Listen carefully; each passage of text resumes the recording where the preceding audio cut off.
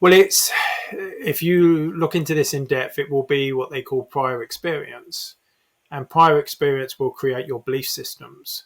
So if you've had a prior experience, and it's not just prior experience, it also is belief systems which come from prior experience, but your drives, your motivations, how much you're benefiting from, et cetera, et cetera. So at some point, all these things converge, and they give you a world viewpoint, and then you've got your morals and values that come into it. And there's people that will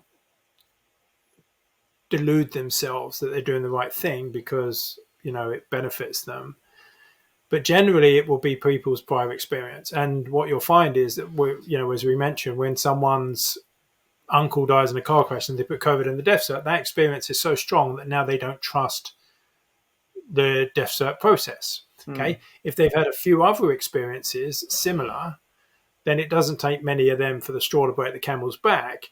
Now, obviously, we spoke about when I trained under the Czech Institute, then I met Ed Griffin. I was well aware that the world doesn't work how the majority of people think it works, banking system, everything else. So when they come up, and I didn't I wouldn't trust a drug salesman as far as I could throw him, then anything that was coming out of their mouths for me is just, I'm highly skeptical of everything the pharmaceutical industry says. So when they're saying things like, oh yeah, it usually takes 10 years to produce one of these, but we've done it in a few months.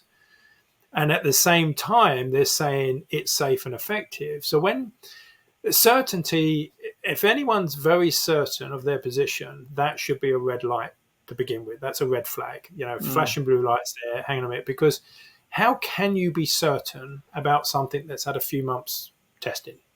You can't.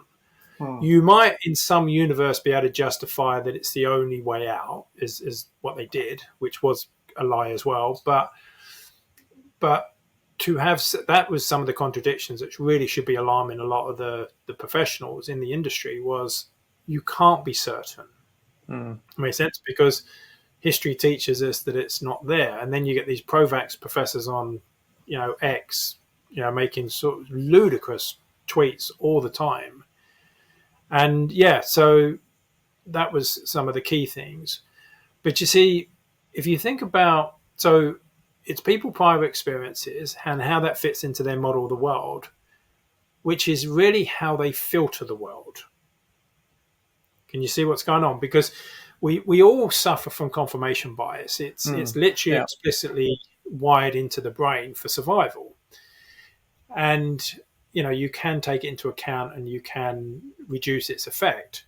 But what you've got effectively is people's first few experiences then become much more prominent. So if someone did watch the people dropping dead in the street, to them, this is suddenly a dangerous, virus, and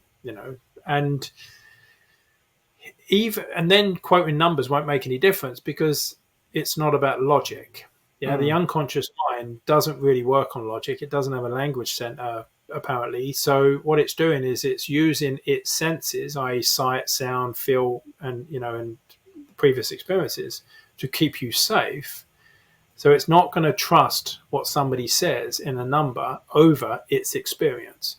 So the key point there is that that's why media has such power, because they're giving people experiences all the time. And if you're watching an experience that's been fabricated, that part of your brain doesn't know that.